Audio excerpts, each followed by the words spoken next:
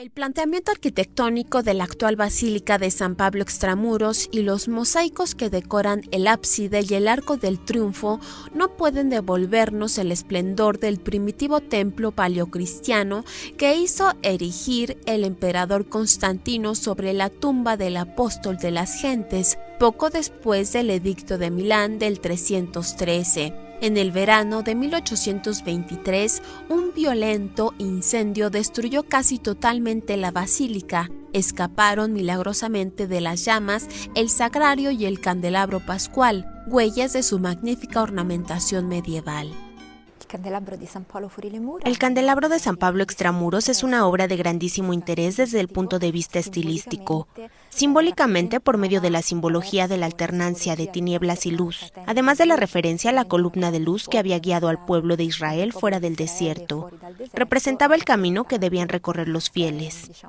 El sagrario, que se encuentra en el altar de la confesión, es otro importantísimo ejemplo de arte de la época medieval, y en este caso tenemos la fecha de la obra, que es 1285, porque tenemos encima del frente principal tablas inscritas en las que figuran nombres, ya sea el nombre de los autores Arnolfo di Cambio y su ayudante Magister Petrus, como la fecha, por lo que podemos reconstruir de una manera más o menos precisa el año de su realización. Especialmente importante es la imagen del donante del sagrario, el abad Bartolomeo, a quien se representa según el modelo clásico del donante, con la maqueta del sagrario en las manos, y frente a él, San Pablo, que recibe la ofrenda.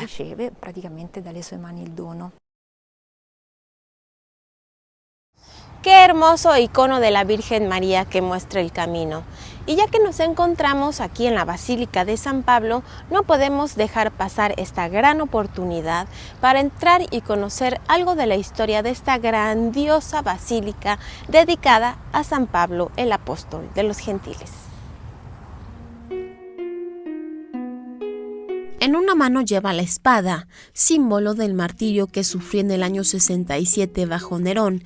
En la otra, el libro, que representa su incansable predicación de la palabra de Cristo en las grandes ciudades orientales del Mediterráneo. Así es la imagen del siglo XIX del apóstol de las gentes, San Pablo, situada en el centro del pórtico de 4 puertas. Recibe a turistas y peregrinos de todo el mundo que llegan a admirar la basílica erigida en su honor. La de San Pablo Extramuros, después de la de San Pedro, es la iglesia más grande de la capital, mandada a construir por el emperador Constantino sobre el área de cementerio que sigue acogiendo hoy la tumba del apóstol.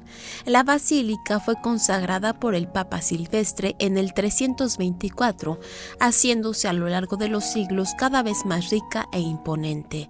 A lo largo de todo su perímetro, los rostros de San Pedro y de todos sus sucesores enmarcan el interior de la iglesia, un ciclo de retratos que comenzó a mediados del siglo V por voluntad del Papa León Magno.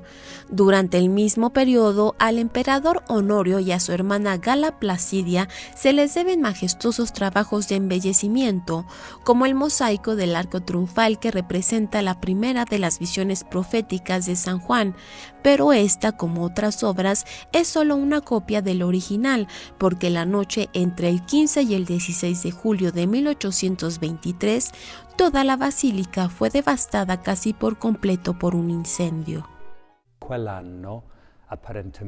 Este año parece ser que un albañil dejó su candil sobre la madera del techo, que era ya muy antiguo y probablemente estaba muy seco. Era julio de aquel año y aquí había poca gente, porque era una zona afectada por la malaria. Así parece que este candil produjo un fuego en la madera del techo y después rápidamente este incendio destruyó casi toda la basílica. Hubo un gran debate sobre cómo reconstruir la basílica, empezando por León XIII, el primer papa de aquella época.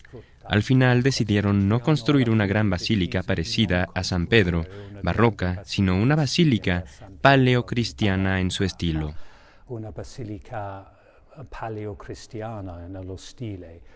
Escaparon milagrosamente de las llamas 2 de las obras más preciosas de la iglesia, ambas de la época medieval: el baldaquino, una de las primeras manifestaciones del arte gótico en Roma, y el candelabro pascual, colocado junto al altar mayor. Es una celebración del misterio pascual, 8 niveles, es una única columna de mármol blanco con dibujos y símbolos muy interesantes, y creo que los expertos no están en condiciones de explicarlos todos, pero es muy sugerente. Es la victoria de Cristo sobre la muerte. Es una columna de fuego, pero también me hace recordar el árbol de la vida, porque vemos símbolos botánicos, pero también símbolos de luz.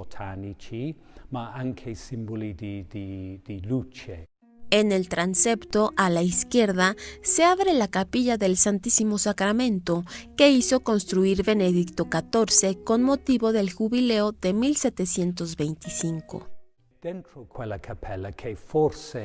Dentro de esta capilla, que quizá fue construida durante la primera mitad del siglo XVIII, precisamente para recibir el crucifijo medieval del siglo XIV o XV, no está del todo claro, está el crucifijo vinculado a Santa Brígida de Suecia, que oró aquí durante el tiempo que vivía en Roma.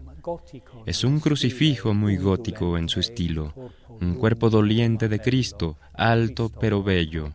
Es muy fuerte y especial. A la gente le gusta y fue venerado desde el principio. Las columnas del claustro en espiral, entrelazadas y lisas, en su mayor parte adornadas con mosaicos, son preciosos testigos del estilo cosmatesco. Sus galerías guardan casi 2000 fragmentos de lápidas funerarias, estatuas y sarcófagos procedentes de la cercana necrópolis. El claustro es del siglo XIII, no fue destruido por el incendio y vemos allí el ambiente medieval y monástico. Alrededor de ese ambiente tenemos una zona museística, la Pinacoteca, que fue reorganizada hace pocos años. Hay pinturas, cálices, objetos de la liturgia, libros, documentos y pergaminos que proceden del archivo del monasterio y todos, de una manera o de otra, ilustran la historia de San Pablo, una historia larguísima.